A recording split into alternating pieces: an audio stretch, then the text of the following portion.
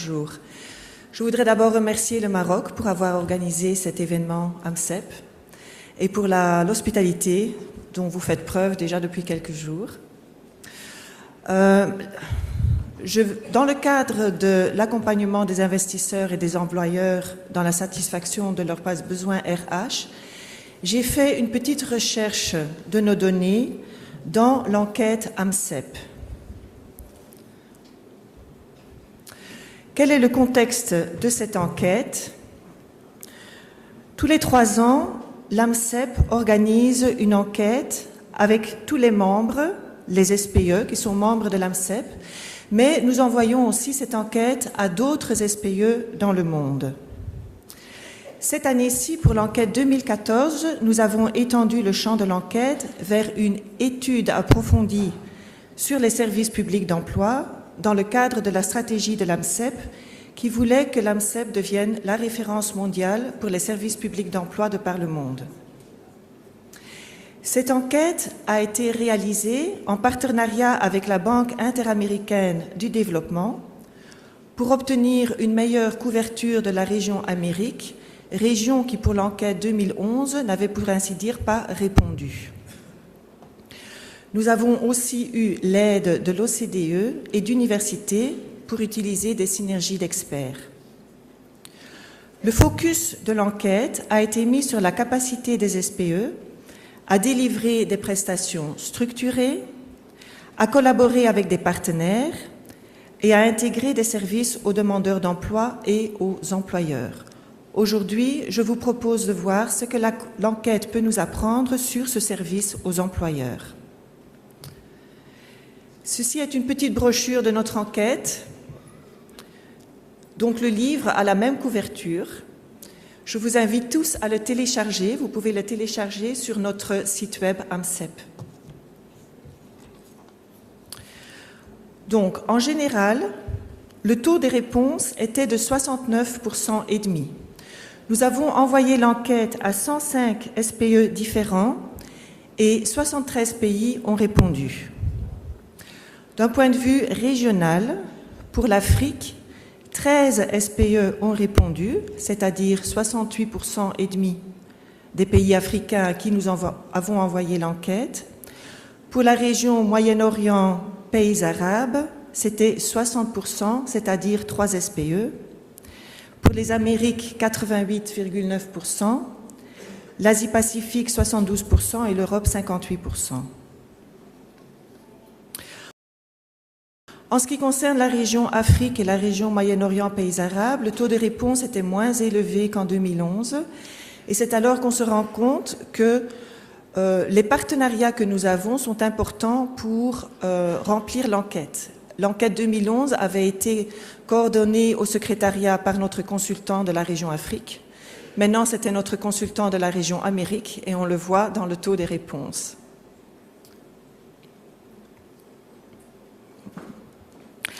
Alors, quels sont les services de placement que nous donnons pour les employeurs? Voici les réponses de nos membres. C'est toutes régions confondues. Donc ça, ce sont les réponses des services pour les employeurs pour tout l'AMCEP, le monde entier. Et nous voyons que les services les plus fréquemment proposés aux employeurs sont des mesures classiques d'assistance au placement. Et le plus populaire, ce sont des services d'assistance personnelle au recrutement ou à la recherche de candidats par le biais de conseils personnalisés dans les agences ou dans les locaux de l'employeur et aussi une présélection personnalisée de candidats compétents. Respectivement, 66 et 67 des SPE sur les 73 ont répondu qu'ils offraient ce service-là. En ce qui concerne la prestation de ces mêmes services par téléphone et par le conseiller ou par des agents de centre d'appel, ceci est beaucoup moins fréquent que le modèle avec un contact personnel. Par téléphone et par le biais d'un conseiller, 61 services publics d'emploi nous ont dit qu'ils offrent ce service. En ce qui concerne le centre d'appel, nous n'avons que 35 services publics d'emploi, donc moins de la moitié, qui offrent ce service. Le courrier électronique est utilisé par 47 organismes. Et quand on regarde sur les différentes régions de l'AMCEP, on voit que c'est une même tendance globale dans le monde entier. En dehors des différents modes de publication des offres d'emploi et de l'usage fréquent de salons de l'emploi, nous allons le voir plus tard, des visites de sites ciblés à des employeurs et l'information de groupe sont des services spécifiques pour les employeurs, les plus souvent proposés par les services publics d'emploi. Chacun d'entre eux est utilisé par environ 2/3 des participants à l'enquête. Et l'utilisation de ces mesures est particulièrement répandue en Europe. En revanche, la prestation de différents niveaux de services aux employeurs en fonction de groupes de clients prédéterminés est en bas de l'échelle des types de services dans le monde. Et là aussi, il n'est pas possible de voir des différences d'écart selon les différentes régions de la Terre. En ce qui concerne le service aux entreprises en difficulté, il n'existe pour ainsi dire pas en Amérique, en Afrique et au Moyen-Orient ou dans les pays arabes. Ce service aux entreprises en difficulté n'est offert presque qu'exclusivement dans les pays européens. Donc ça, c'était pour le monde entier. Maintenant, nous allons voir ce qu'il en est pour la région Moyen-Orient, pays arabes et Afrique. Oui, ça c'est dans le mauvais sens. Voilà. L'obligation des employeurs d'enregistrer les postes vacants. Dans certains pays du monde, les employeurs sont obligés d'enregistrer les postes vacants sur le site web de l'SPE. Qu'en est-il pour la région Moyen-Orient, pays arabes et Afrique? Quand vous regardez le schéma, il faut regarder les petits bâtonnets. Les petits bâtonnets, ce sont les 8. Ce sont donc les pays où il y a cette obligation d'enregistrer les postes vacants. Et nous voyons que seuls 4 pays ont cette obligation, c'est-à-dire le Cameroun, la République centrafricaine, la République démocratique du Congo et le Gabon. Ce sont les seuls pays des 2 zones où les employeurs ont l'obligation d'enregistrer les postes vacants. Alors on pourrait se demander, est-ce que les autres pays n'ont pas cette obligation parce que c'est une mesure qui n'a pas beaucoup d'effet? Regardons les résultats. Et on voit que les 4 pays où il y a cette obligation sont tout à fait satisfaits par cette mesure et ils trouvent cette mesure tout à fait efficace. Ce serait donc peut-être une bonne idée pour les autres pays de joindre cet exemple. Regardons de plus près quels instruments les SPE de la zone MOPA et Afrique utilisent pour enregistrer les postes vacants. Ici, nous voyons qu'il n'y a pas de données pour la Guinée et le Cameroun. Mais la plupart des répondants des autres pays utilisent plusieurs canaux pour enregistrer les postes vacants. Seuls la Côte d'Ivoire et le Maroc, notre hôte d'aujourd'hui, utilisent tous les instruments présentés. Tous les pays, à part la Guinée et le Cameroun, bien sûr, enregistrent les postes vacants dans les bureaux du service public d'emploi. Le call center est moins populaire, il n'est pas vraiment bien implémenté. 2 pays sur 3 en région Moyen-Orient, pays arabes, et que 5 pays sur les 13 répondants pour l'Afrique. Par contre, l'email et l'Internet comme moyen de communication sont mieux implémentés. Les 3 pays ayant répondu à notre enquête pour la région Moyen-Orient, pays arabes l'utilisent, et plus de la moitié des pays de l'Afrique. 7 sur 13 pour l'email et 8 sur 13 pour l'Internet en Afrique. Donc la plupart des répondants utilisent plusieurs canaux pour enregistrer les postes vacants. Mais regardons de plus près les services offerts. Y a-t-il segmentation de la clientèle? C'est-à-dire, y a-t-il différents niveaux, différentes intensités de services pour différents groupes de clients? Là, nous voyons qu'il y a 4 SPE qui ne donnent pas d'informations claires. Ils ont répondu non applicable ou je ne sais pas. En zone MOPA, seule l'Algérie offre un service spécifique pour différents groupes de clients. En Afrique, 4 sur 9 offrent ce service, c'est-à-dire moins de 50% des répondants. Ceci correspond tout à fait avec ce que nous avons vu dans l'introduction, à savoir que ce service est en bas de l'échelle des services proposés aux employeurs. Mais qu'en est-il des employeurs mêmes? Un employeur a-t-il accès par Internet à la banque de données de demandeurs ou de CV comprenant les coordonnées des demandeurs?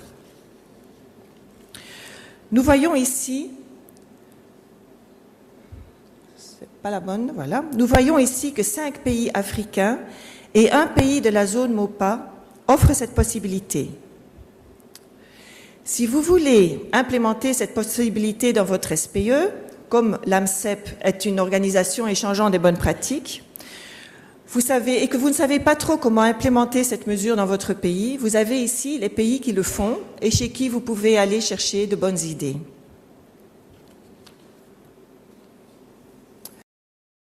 Quel pays offre une présélection de candidats adéquats après proposition à l'employeur? Ici, on a 2 petits traits, mais ils ne sont pas très clairs. Je vais vous le dire. La plupart des SPE de la région Moyen-Orient, Pays Afrique et africains ayant contribué à notre enquête utilisent les 2 systèmes de présélection, c'est-à-dire un système personnalisé et un système d'appariement informatisé entre les demandeurs d'emploi et les offres d'emploi.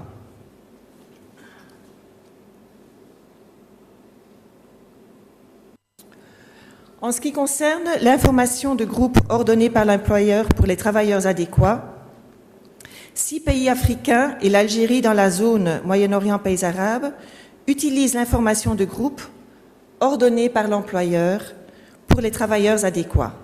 Ce sont donc des travailleurs présélectionnés.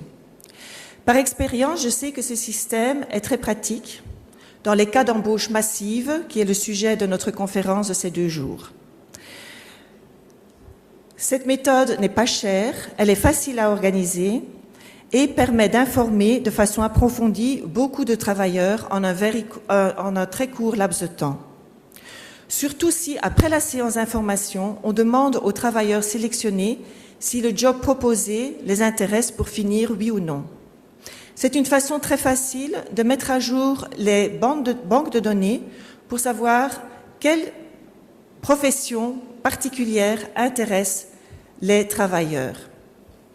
Dans certains pays où il y a du secours chômage, c'est aussi une façon de voir si certains travailleurs ne viennent pas aux réunions, aux informations de groupe, simplement pour échapper au fait de perdre leur secours chômage si jamais ils n'acceptent pas les offres d'emploi.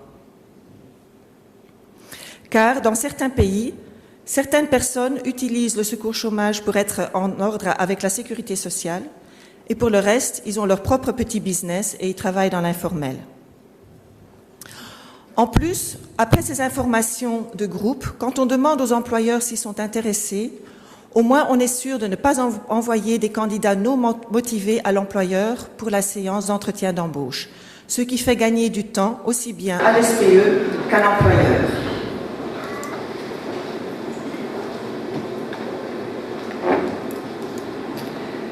Finalement, nous nous sommes posé la question si le salon de recrutement est une méthode populaire dans les 2 régions AMCEP, comme dans le reste du monde. Elle l'est en effet. Vous voyez ici que, pour ainsi dire, tous les pays qui ont répondu, à part 3, organisent les salons de recrutement. Je vais en rester là pour aujourd'hui. Il y a bien sûr beaucoup plus à dire au sujet de l'enquête, qui est une énorme source d'information. Comme je vous l'ai dit au début de ma représentation, je vous invite tous à télécharger notre livre sur notre site web. Si par contre vous avez besoin d'informations spécifiques qui ne se trouvent pas dans le livre, je vous invite à contacter le secrétariat exécutif. On se fera un plaisir de vous donner les informations requises. Merci pour votre attention.